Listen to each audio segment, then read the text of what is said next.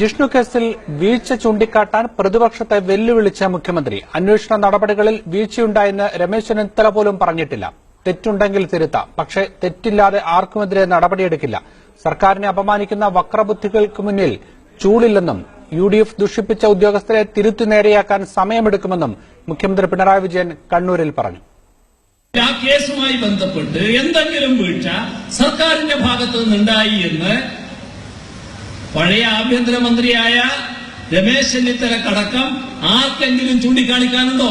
അക്കാര്യത്തിൽ ആരുടെയും മുന്നിൽ തലകുനിക്കേണ്ട ആവശ്യം ഈ ഗവൺമെന്റില്ല.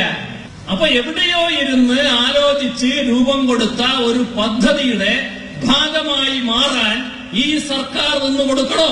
അതാ പ്രശ്നം. അതൊന്നും ധാർഷ്ട്യവും അഹങ്കാരവുമല്ല. പക്ഷെ നിങ്ങൾക്കുള്ള മറുപടിയാണ്. നിങ്ങളെന്ന് പറഞ്ഞാൽ വക്രബുദ്ധിയോടുകൂടി തെറ്റായ രീതിയിൽ കാര്യങ്ങൾ കൈകാര്യം ചെയ്യുന്നവർ. അവർക്കുള്ള മറുപടി തന്നെയാണ്.